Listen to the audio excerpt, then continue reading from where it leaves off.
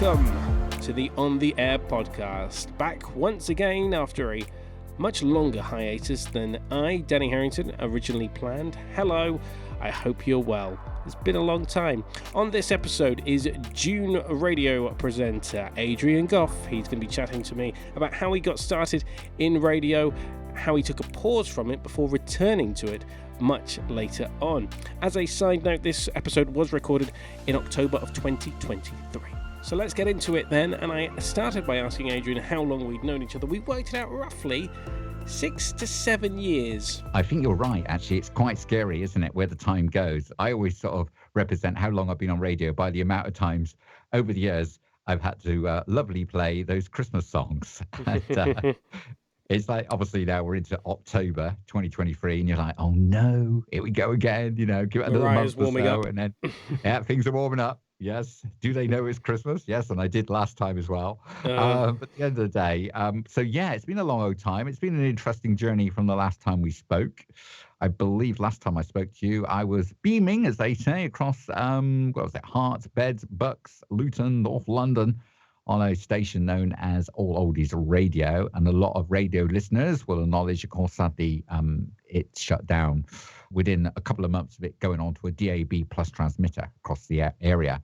But it was a very strong station at the time, stepping back when it was an internet radio station, which a lot of people do cringe at, admittedly, thinking, oh, that's not proper radio. But no, it was very strong and it was well appreciated because we had many other stations alongside it. It was all part of All Oldies. So there was all variety, there was retro, and of course, All Oldies.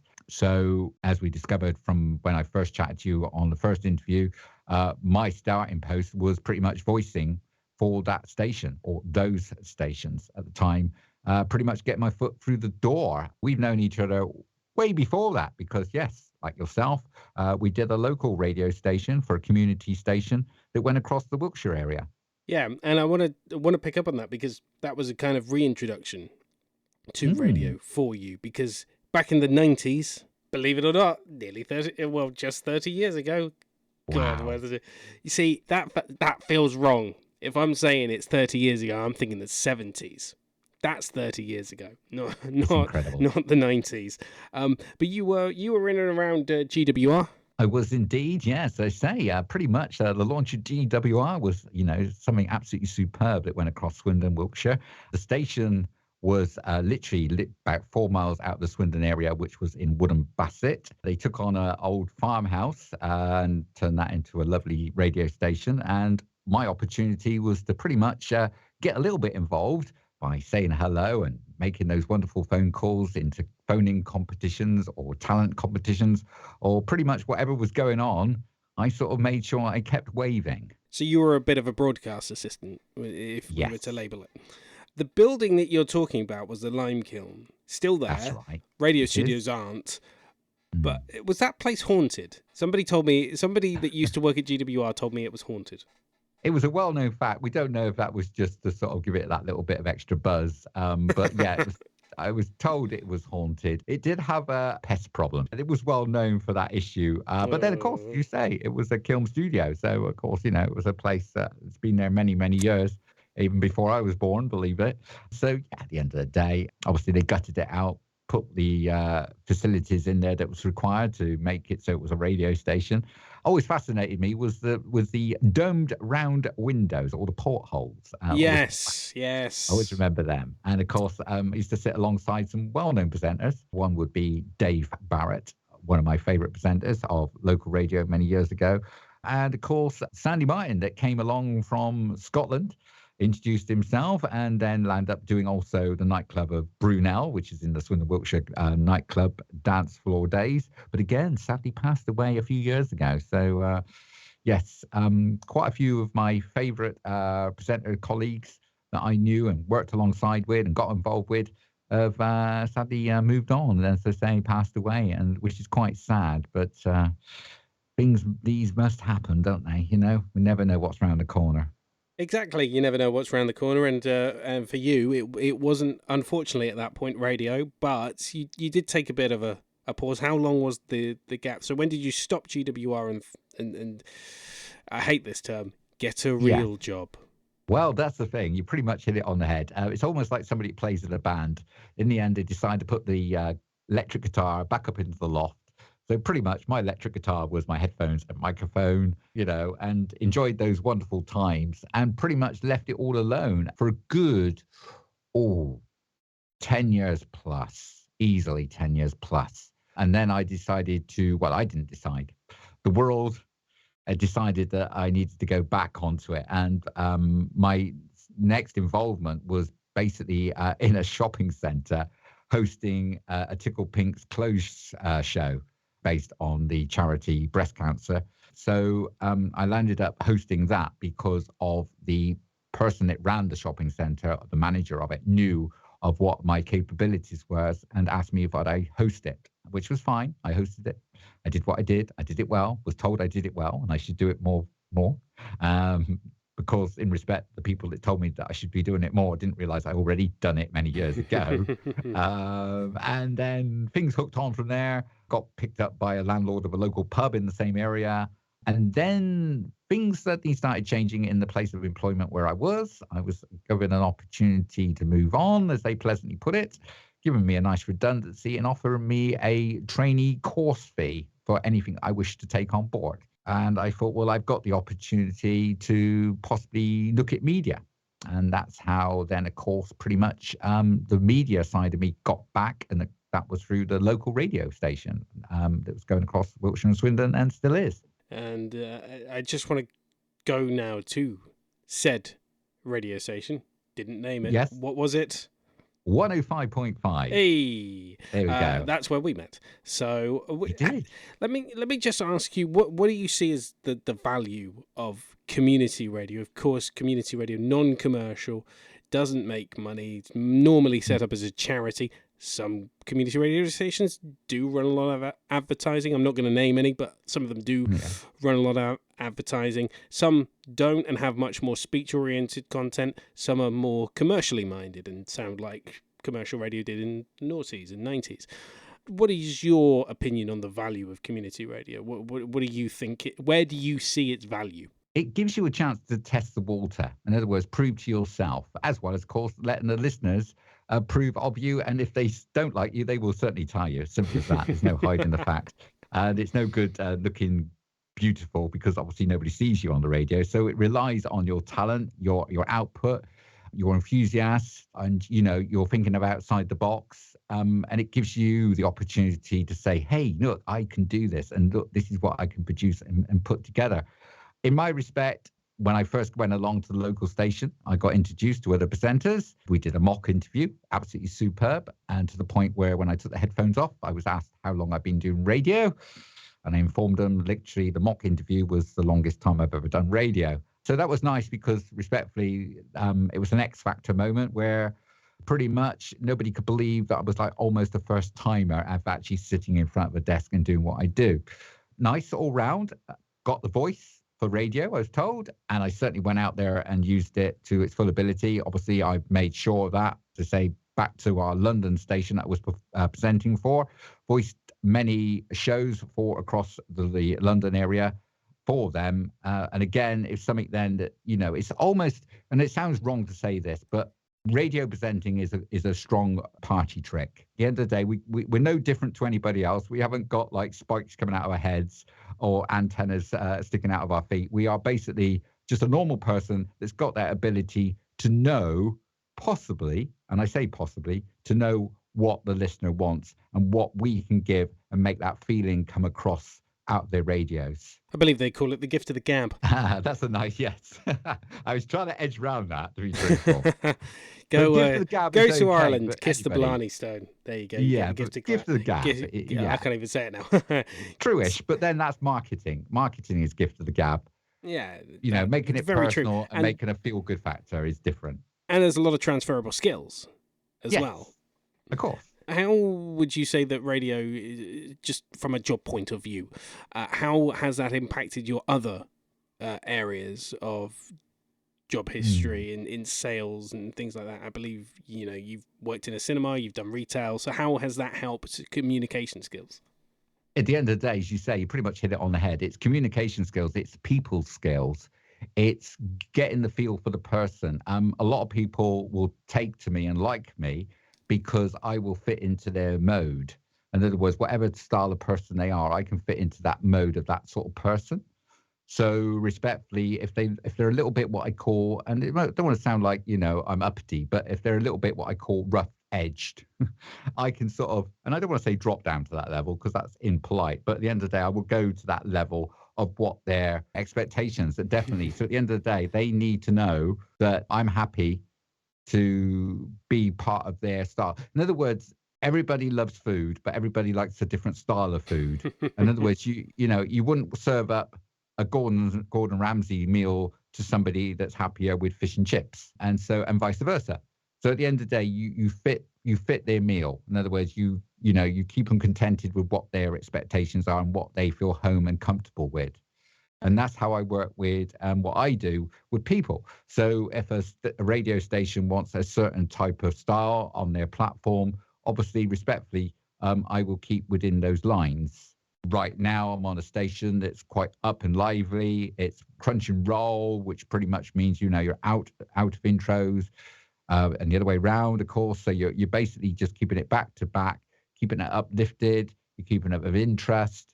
And if there's something that's not of interest, it soon moves on. So it's an overall good variety sort of magazine all round. And that's what, I find that's what reasonable amount of people want now on radio, because as we know, the biggest thing of all is, media is available 24/7.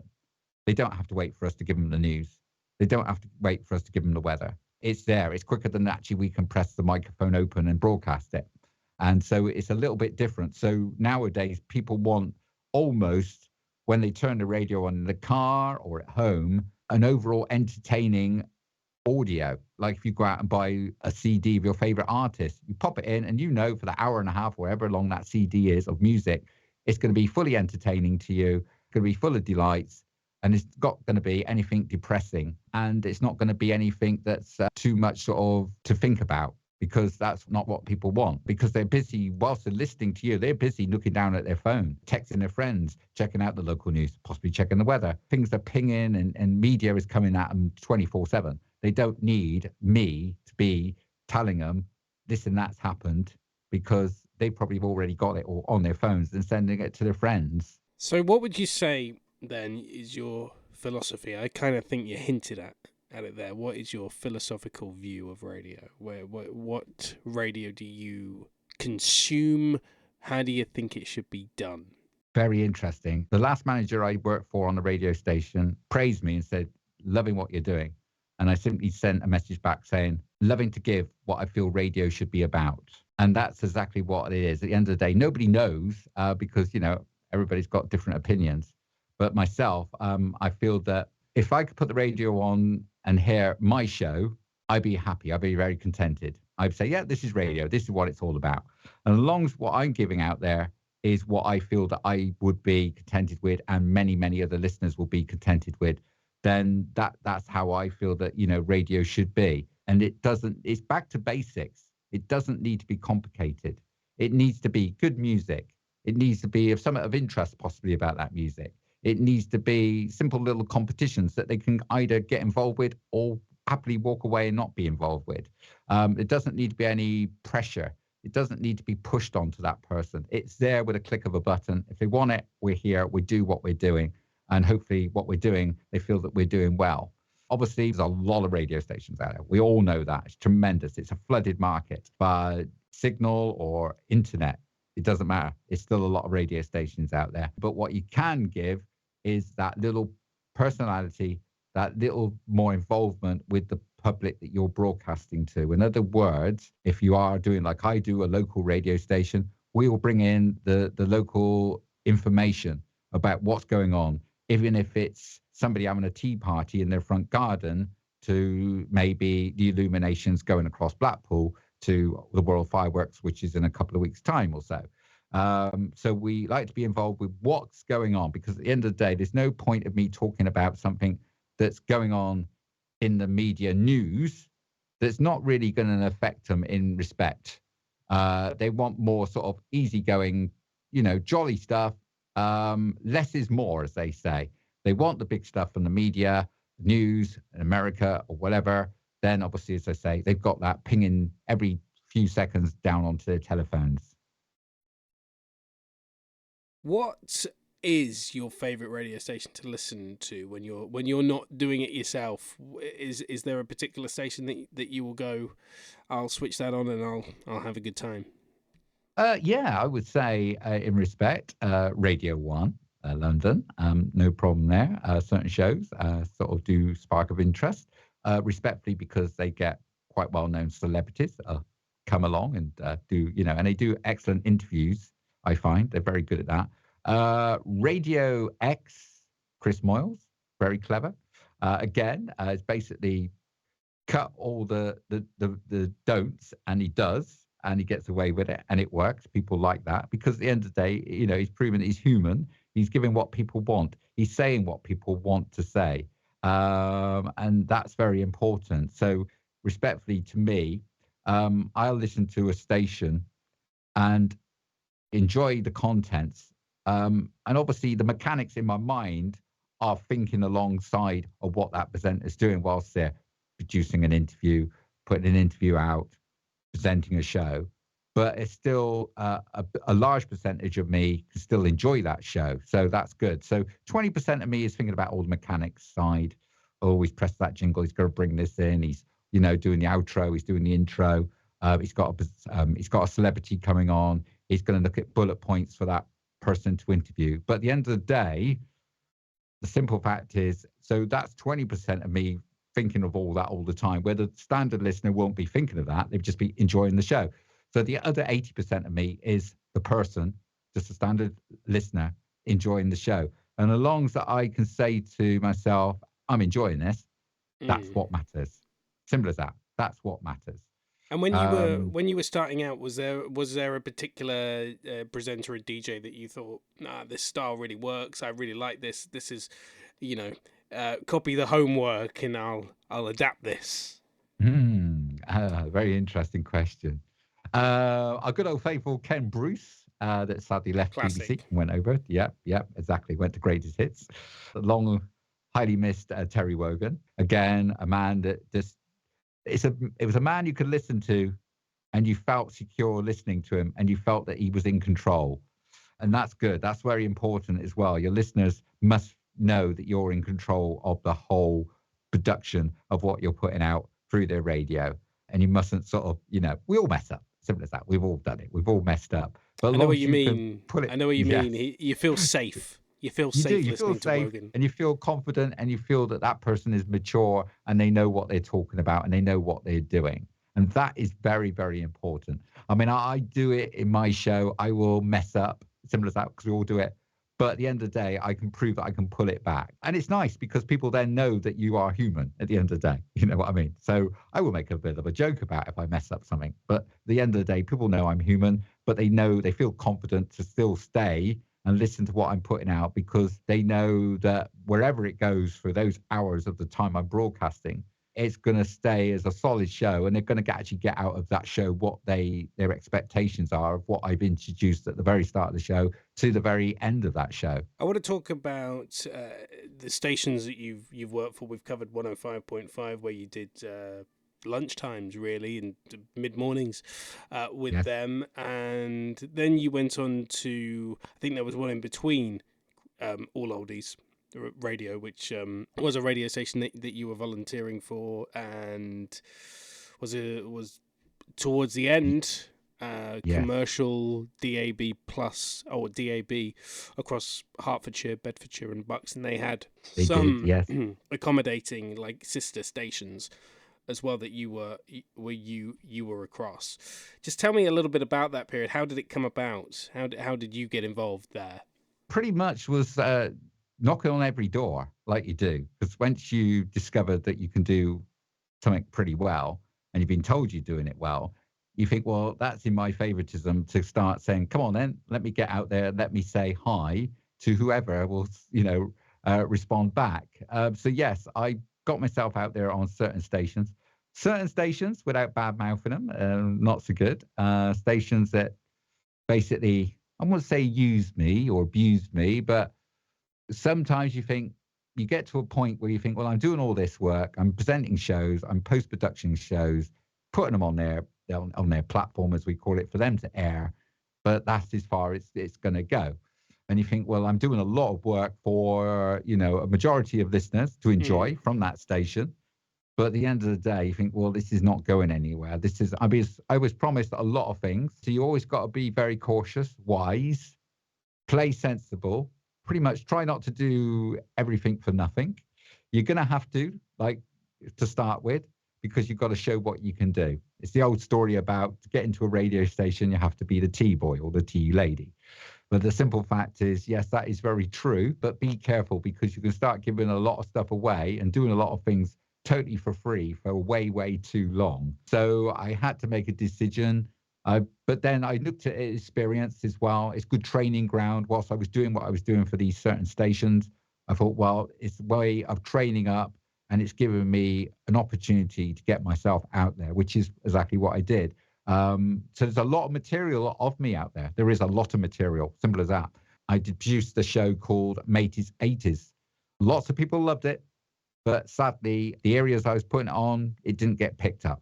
Simple as that. But it's still a great show. Simple as that. It's a great show, but it's like anything. It's a product, and though it can taste absolutely wonderful, unless you've got all the backing, you will not get that into the customer's hands. They will, they smile, patiently, delightfully at you, saying, "Oh yeah, wonderful," but that's it. It's very, very hard to get something that's absolutely fantastic to something that somebody wants to pay for, so that they can put it out there and tell their listeners it's fantastic. And then, of course, get revenue from it, so they get their funding back in their pocket. It's a very difficult market nowadays, because obviously you've got podcasts, you've got Mixcloud, you've got other platforms that things are going on to. It's massive. It's tremendously massive. It's exciting, but it can be scary at the same time. It's scary for people like me, yourselves, that are presenters on radio stations, because you can get flicked off your chair at any stage, and to be truthful, the listener will go, "Oh yeah, that person was good," and they move on. They don't have a debate about bring him back, get him on the air, he's wonderful, where is he gone? And it's as simple as that, because there's always somebody else that will, they can change the button, they can go onto Mixcloud, they can hear something, and that will still delight them, and they forget about yourself, your product you produced, and the hours and the weeks and the days and the months that you've been broadcasting and putting those shows out. And going just focusing on the opportunity that you were presented at All Oldies, how did you find the overall experience of presenting on a DAB station across 3 counties? It's one of those things where you work so hard, when it's happening, you don't realize it's happened. So it was quite a little while before I thought, wow, this is how it happened. And it was a lovely experience. I mean, it's like pretty much, it was always like, wow, I've done it. I'm actually now on radio, and I'm on proper radio. I'm actually going across Herts, Beds, Bucks, Luton. And this is, in respect, a high valued area. Buckinghamshire was the other area. Fantastic. And you think, this is it. I'm going to make, this is going to be great. I mean, my plan in my mind, and the simplest fact is, because of what I do and what I produce, it's a business. And in my mind was, oh my goodness me, if I'm going out across London, and it's a no-brainer that, if you work in London, your earnings are higher than if you work in your own hometown, say, of like me, Wiltshire, Swindon. So you're thinking, oh my goodness me, I'm going to get the earnings of London without having to travel to London. And I could then live in Swindon, which is a lower cost area to live. Do you know what I mean? And it would have been fantastic. It was all there. It was absolutely there. It was amazing that the balloon was in the air. And then suddenly lockdown came along, and that big pin went in there, and it completely deflated and fell straight to the ground. I was going to say, Mr. Pandemic came along and kind of scuppered the plans, which the pandemic was great for radio listening and attracting audiences to the medium. Yes. But not great in attracting advertising, because businesses were shut and closing. And yeah, it was not a great time for advertising on radio, making money on radio. So yeah, holding on tight, as they say, keeping the money in the pot, because they didn't even know if they could afford the next tea round, as they call it. At the end of the day, it's obviously we've got to respect. It's a great thing that we can do. It's fantastic that I can do it, and many other presenters can do what they do, and it's brilliant to hear them. And always fully support what they can do. It's great. Keep doing it. I definitely say that. But remember, it's a business. It's as simple as that. If you want to make money out of it, you are really, really, really, having to knock on every door. And then hopefully the doors that do let you in have reasonable finance to be able to say, okay, this is brilliant. Thanks very much. We want you X amount of times per month. And this is what we're prepared to pay. And believe me, that is a whole different area. The biggest drive of it is passion. Simple as that. If you want to make money, don't do this to make money. Simple as that. Do not. Yeah. No, I understand Definitely that logic don't. entirely. Yes, yeah. In other words, go to the local newsagent and run around with a load of newspapers and do a paper round. You'll make more money. Because obviously, not only, being able to press buttons and do fine vocals and talk, you've got to have all the equipment to do it with. And again, that's a large cost to start with. So you've got to sort of be fair to yourself. You've got to say it's a hobby, but if it's a hobby that sometimes on the odd weekend, I can sell that product in a craft fair that I've produced, just like radio shows. It's something I've created. It's a craft, and I can sell it at a weekend in certain places, then yes. If you're happy to make money that way on the odd occasion, then carry on doing it. But if you want it to be a 9 to 5 job that you can sit there, happily chat away, talk to people, play their music they love, and be in the limelight of, radio coming through their speakers, it's not going to happen. It's not going to happen. I was going to say 8-hour radio. You'd be if you said that to certain managers, it's a certain national brand, a certain national brand. They might say, "Oh, 8 hours with one presenter. There you go. We can really cut costs." They can. Well, as you say, they used to have 3-hour presenters. Now they've upped it to 4 hours. Yeah. So they're now looking at shows that are not truly live from a station. They use syndicate shows. They use shows from one station that they put out to different regions. So we all think we're listening to a local radio station, but it's only the ident jingle that's actually representing the area you're living in. So you're listening to the same show that somebody's listening to 50 miles away or plus. So things have changed. And it's sad it's changed like that. And it may be sad.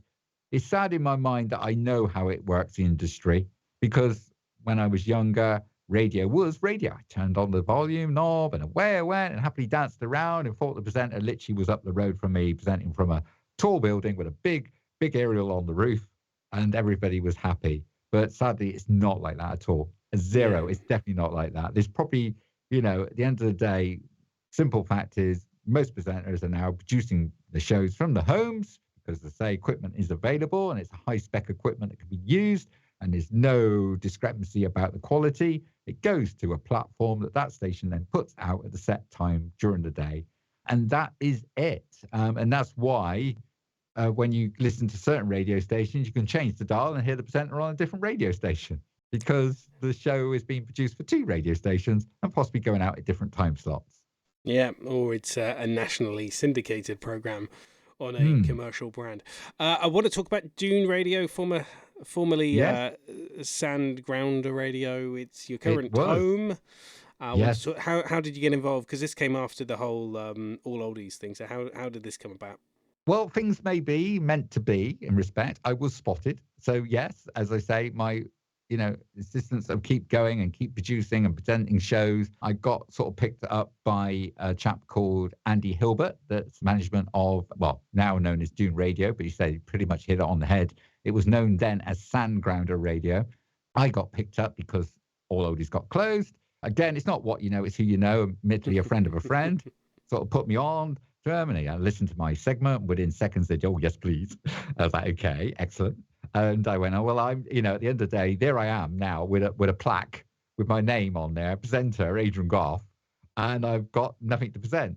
So I thought, well, I could take the opportunity. I'm not going to waste years upon years of experience and training where I can offer this. So I offered it, as I did, to Sand Grounder Radio. That was simply enough. It was an area that no other presenter, I wasn't stepping on, no presenter's toes, because the reason was it was through the night. And I noticed they had no presenters through the night. Offered to do the through the night, 12 till 4 on a weekend. Brilliant. And then the interest grew. Listeners were tuning in because they actually had somebody to listen to. And there is a world beyond 12 o'clock till 4 in the morning. There is such thing as night workers and so on. And so I was asked, would I do the weekdays? That would be Monday to Friday. And I said, well, okay, what happens about the weekends? Well, could you do the weekends as well? Just for a few weeks until we get it sorted. Okay. Well, that few weeks has been now pretty much a year. So I do every night of the week, simple as that. So yes, it was simply enough by me being me, the show that I can present across, the feel for the show that I do, the uplifting show. And obviously there's not a lot of shows are uplifting at 12 till 4 in the morning. So of course that's where I was sort of on a winner. Most radio stations tend to knuckle down at 12 o'clock at night and pretty much, they just fill it with music, where I am saying, right, I'm here. I'm on your 12 till 4, and I am here for the people that have to have a lifestyle, 12 till 4 or whatever hours of the morning it may be. Students. Well, students love me. People that work nights love me. People in different countries love me. I have Australian listeners as well, because like all radio stations nowadays, not only on a DAB plus transmitter that comes off the top of the Blackpool Tower, which reasonably reaches a good area, but as well as that, of course, they just put a link onto the Preston Central transmitter as well, which is a good 20 miles away from the Blackpool Tower transmitter. So again, so we've got all that area covered. And then, of course, there's internet, which hence, of course, people can go onto the webpage of, as I say, was known as Sandgrounder Radio, but we'll come to what it's known as now in a moment. Can listen to me in Australia because they can just go on the webpage and click on Listen Live. They've made it so it's available on Alexa Skill and all those wonderful modules. There's also the apps, and of course there's Granada regional area, and that is people can actually listen to us on their Freeview Smart TV by typing in a channel 277. So if you live in the Granada regional area, we can actually cover for your TV speakers, and obviously the visual that comes up on the TV screen will be the plate representing the radio station. So as I say, yes, it was known as Sandgrounder Radio, and it ran like that for 7 years. It then had the high delight of being offered to become Dune Radio, which was a radio station that sadly closed down many years before, but was a well-appreciated, well-strong station at the time. So when they had the opportunity to prove what they could do, which they certainly did over 7 years, they were offered the opportunity then to step on board as Dune Radio. So click of a switch, pretty much remembering to say the name Dune Radio and not Sandgrounder anymore was the big thing all round, because obviously that involved a lot more listeners thinking, oh, Dune Radio's come back. I remember how good that station was. And of course, by proving that what we could do was good to start with, it had a lot more potential all round to gain even more listeners on top of that. So that's how we became Dune Radio, which is DUNE, by the way. So it's across Southport, a little bit of the city of Liverpool, so a little bit of Merseyside and the Fylde coast as well, off the Blackpool and Lancashire, that way. That's right. Just remind us, I know you kind of told us there, but just remind us how we can listen to you. Okay, so for people that live out of the range of our DAB plus transmitters, as they say, one is in Preston, Preston Central. And there's one actually sat on the very top of the Blackpool Tower. If you can't reach us by the DAB plus receiver on your radio, then all you need to do is old school way is type in Dune Radio on your web search. There it will come up as first. Click on there, and then you'll see our webpage. And from there it says Listen Live. Click on the Listen Live, and you can have it coming through your PC speakers or no doubt your mobile phone devices, as long as it's connected to the internet. Alternatively, Alexa skill, just need to enable it. You simply say, Alexa, enable Dune Radio skill, and from there on, you'll just say, Alexa, play Dune Radio. In the Granada region area, got a smart TV connected to Freeview? Just type on your remote control the channel 277. We'll come through your TV speakers. There we are. You see, I've said it many a time on the radio station. As you probably you're a pro. I was reading it off the top of my head. It's very scary. But lots of things happening at the moment in Blackpool. Obviously, the illuminations were switched on a few weeks ago. Of course. Yeah, and I'm pleased to say, being a radio station of that nature in the local area, community station as it is, it has a lot of involvement with what goes on, and we were part of the switch on of those lights, illuminations, and the celebrity was Sophie Ellis-Bextor. Oh, lovely. Yeah, murder on the dance floor, as they say. And obviously, coming up very soon, middle of this month, is the World Fireworks Show. So that's going to be amazing, going off across the coastal area. Had a marvelous impact last year, and hopefully will be a repeat of last year's as well. So I can't see it. And again, lots of involvement, lots of broadcasting, lots of. There was an air show 2 weeks ago before that. And again, of course, the beauty of, as you pretty much knocked on the head earlier, local radio is we can keep people informed, let them know what the road conditions are, the comings and the goings, and things like that. So not only are people feeling involved when they arrive at the air show, but of course they're involved from the minute they jump in the car, turn the radio on, and take their drive to the event, and obviously the drive home from the event as well. And plus, of course, they can hear interviews from different pilots from different places around the UK. So happy days all round. And I just want to go back to radio and your opinions on it. Starting with where do you think it's going? And we've covered where you are right now, but where do you think radio will be in, say, 5-10 years? Where do you think it'll be? I think it will stand its ground. Simple as that. It will hold. I mean, obviously, the concern is, the age group that listens to radio. We always base it on age group of 20 through 25 plus onwards, because we feel that the younger generation don't want to be listening to radio. So it is a difficult area. In 5 years' time, I would say it would have ironed itself out. It would have sorted itself out. At the moment, it's a bit iggly-piggly. There's lots of stations on board, simple as that. There's a lot of stations that will, and I'm sad to say this, there's a lot of stations that will start to fall apart, will fail. And then, of course, the stronger stations will hold their name. And that's how it's going to be. And when it is, it is. But at the end of the day, we've got to appreciate there's some excellent stations out there, and we don't knock them at all, as simple as that. There is global commercial stations, Radio X, as I mentioned, obviously. And many, many more, of course. You all know of them. Heart, which covers the whole region of the UK pretty much. So at the end of the day, it's there. It's definitely there. So 5 years' time, I think there's going to be a strong amount of listeners, a lot of loyal listeners.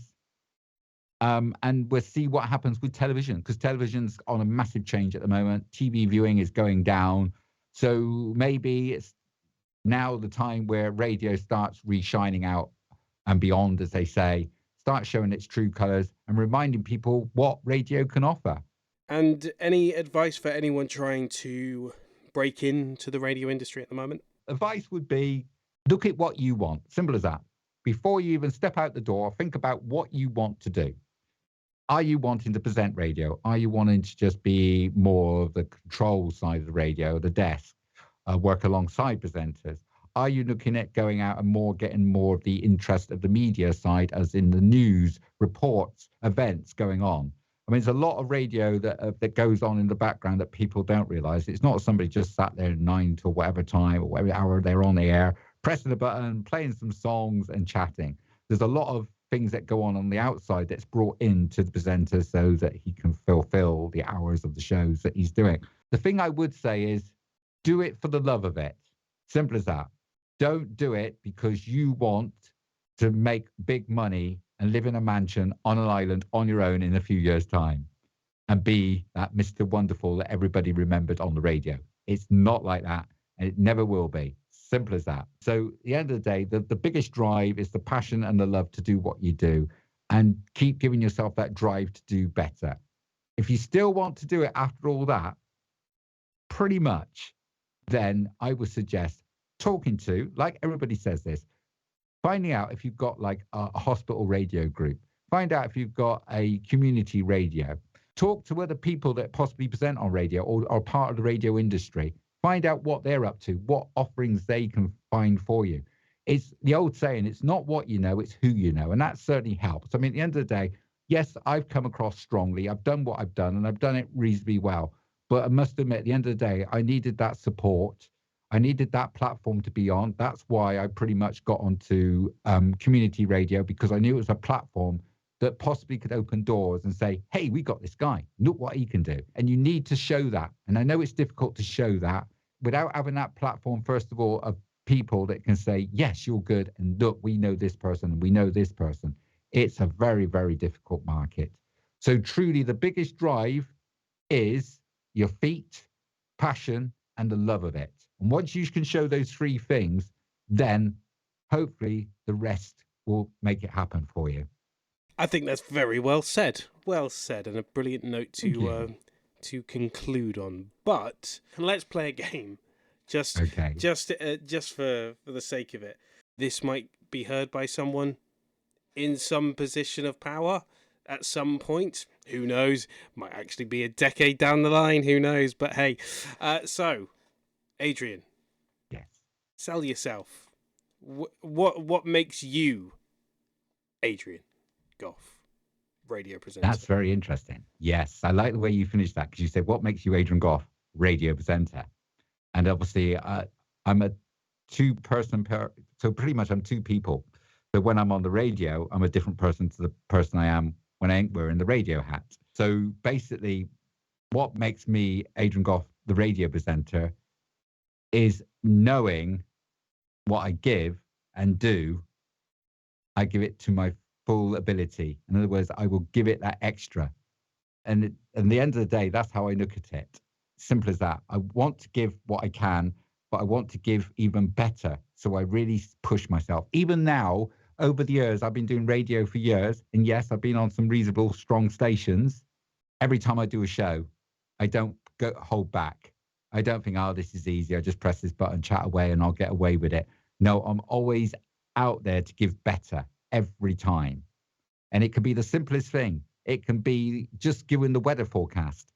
And I will make sure that it's word precise and it's punchy and it's interesting. And people know exactly what I'm on about when I say Monday's weather to Friday's weather, in respect that I'm involved with what I give to them. It is the radio equivalent of here, sell me this pen.